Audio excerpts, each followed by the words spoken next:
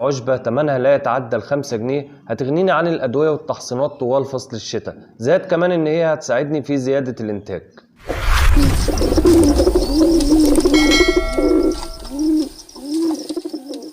بسم الله والصلاة والسلام على رسول الله. السلام عليكم ورحمة الله وبركاته. ازيكم يا جماعة، عاملين ايه؟ يا رب دايما تكونوا بخير ان شاء الله. في الفيديو بتاعنا النهاردة هنتكلم على حاجة مهمة جدا هتزود الانتاج عندك، هتخلي الحمام المريح يبدأ يشتغل تاني ويزيد في الانتاج ان شاء الله. هنتكلم على عشبة لا يتعدى ثمنها فعلا عن ال5 جنيه فقط، عالية القيمة نظرا لاحتوائها على العناصر والفوائد العظيمة بالنسبة للحمام بتاعنا، وهي عشبة الشيح. ومن أهم فوائد عشبة الشيح كلنا عارفين إن هو طارد قوي جدا للديدان، يقضي عليها تماما، والديدان طبعا هي المسبب الأساسي في قلة الإنتاج.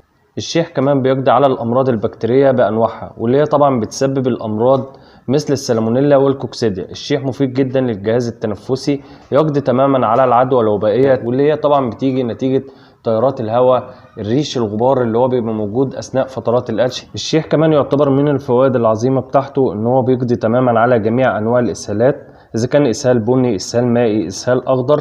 مش بس كده، كمان بيعمل على فاتح قوي جدا للشهيه بالنسبه للحمام بتاعنا، بيساعد الحمام بتاعنا في زياده معدل الجسم بتاعه او زياده الوزن بتاعه.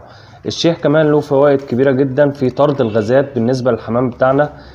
مش بس كده، مضاد قوي جدا للسموم. يعني لو انا حابب ان انا اشتري مضادات للسموم فانا الاقيها في الشيح، فده طبعا تعتبر من الحاجات اللي انا قلت عليها الادويه اللي انا بدور عليها طوال فصل الشتاء. مضاد قوي جدا للانتفاخ عند الحمام، الانتفاخ اللي هو بيجي نتيجه طبعا البكتيريا المحبه بالماء او انتفاخ الهواء اللي هو بيجي عند الحمام بتاعنا، بنشوفه في انتفاخ الحويصله، فده بيحد منها او بيمنع حالات الانتفاخ عند الحمام بتاعنا. منشط طبيعي للكبد، يعني لو انا بدور على منشط كبدي للحمام بتاعنا طبعا بنلاقي ساعات حالات هذلان للحمام، بنلاقي فيه تكاسل، فده طبعا بنحتاج ان احنا نشتري منشط كبدي. مش هلاقي طبعا اقوى من الشيح في عمليه تنشيط الكبد. الشيح بيزيد معدل الخصوبه، ودي حاجه انا بحتاجها في موسم الانتاج خاصه اللي هو موسم الشتاء. طبعا الشيح بيعمل على زياده معدل الخصوبه بالنسبه للذكوره، فده طبعا بيساعد على زياده الانتاج وما بيبقاش فيه بيض رايق عند الحمام بتاعنا. الشيح كمان بيعمل على تقويه جهاز المناعه، يعني طول ما الحمام بتاعنا جهاز المناعه بتاعته كويس هيستقبل اي امراض، هيبقى حائط صد بالنسبه للامراض طبعا اللي هي منتشره طوال فصل الشتاء، واهمها الامراض الفيروسيه اللي هي بتبقى الروشه، والامراض البكتيريه اللي هي السالمونيلا اللي بتسبب الهزه بعد كده. طارد قوي جدا بالنسبه للحشرات، اذا كان طبعا سوس الريش او الفاش، او اذا كان طبعا الدبان اللي هو بيبقى على الحمام بتاعنا، ده بيعمل عمليه قلق للحمام اذا كان راقد على البيض. ومن اهم اسباب تكسير البيض برضو بتكون الحشرات اللي هي متواجده في الحمام بتاعنا، فالشيح بيطرد الحشرات دي كلها نظرا لافراز ريحه كريهه بالنسبه للحشرات، فبيعمل على طرد الحشرات دي تماما. الشيح يعتبر من اهم المضادات للتشحم بالنسبه للحمام، وده طبعا بيساعد على العمليه الانتاجيه. مفيش دهون عند المبيض، عند الاناث مفيش اي دهون بالنسبه للذكوره، فده طبعا بيساعد على عمليه التخصيب وبيساعد على عمليه البيض بالنسبه للاناث.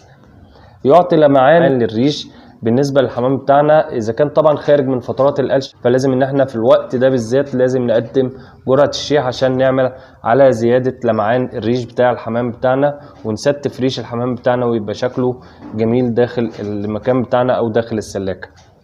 يعتبر مقوي قوي جدا للعظام نظرا لاحتوائه على الكالسيوم، وده مهم جدا برضو للإناث وللحمام عامة أو للزغاليل، ويمنع حالات الكساح تماما بالنسبة للزغاليل. ومن أهم مميزات الشيح إن هو بيظبط الجهاز الهضمي، بيقلل من عملية الإسهال والإمساك في نفس الوقت، ودي كلها فوائد عظيمة جدا بالنسبة للشيح. طبعا لو احنا استخدمناه ولو مرة واحدة بس في الأسبوع، صدقني بمثابة كل الأدوية اللي احنا بنحتاجها أو التحصينات، مش هحتاج أي تحصينات طوال فصل الشتاء. لو احنا استخدمنا الشيح هيساعدنا على زيادة الانتاج ويحد من انتشار اي امراض طوال فصل الشتاء. هتبقى معانا طريقه التحضير، يلا بينا بقى نشوف طريقه التحضير بالنسبه للشيح. انا بسخن 2 لتر ميه وبصبهم في حله زي كده.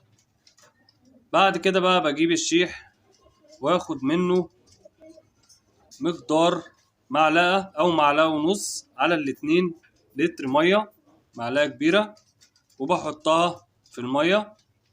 وبعد كده بحط حوالي نص معلقة تاني.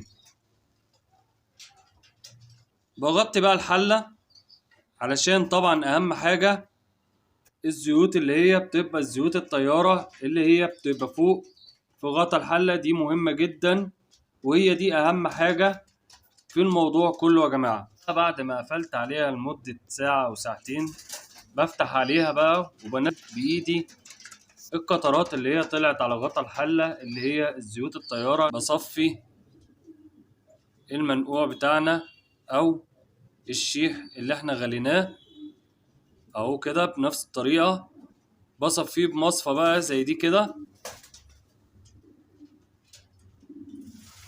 وبعد كده بقدمه للحمام بتاعنا بالطريقه اللي احنا شايفينها دي. واهم حاجه ان احنا نعطش الحمام يا جماعه عشان يستفاد باي جرعه، اذا كانت اعشاب او اذا كانت ادويه. بعطش الحمام بتاعي لا يقل عن 4 ساعات، ده عشان الحمام بتاعنا يستفاد باكتر جرعه يحتاجها من الاعشاب او الادويه اللي انا بقدمها. ما ننساش بقى نقدم الشيح ولو مرة واحدة بس في الأسبوع، صدقني هتحمي حمامك من أي أمراض طوال فصل الشتاء. زائد كمان إنك أنت هتبقى في إنتاج مستمر مع الحمام بتاعنا، نظرا للفوائد العظيمة اللي إحنا قلناها من خلال الفيديو بالنسبة للشيح. كده يا جماعة بكون نهاية الفيديو بتاعي، ويا رب كده أكون قدرت أقدم مادة مفيدة لحضراتكم. ما تنسوناش بقى في نهاية الفيديو باللايك والشير واشتراككم في القناة، ويا ريت تفعل زر الجرس لتصلك كل فيديوهاتي. والسلام عليكم ورحمة الله وبركاته.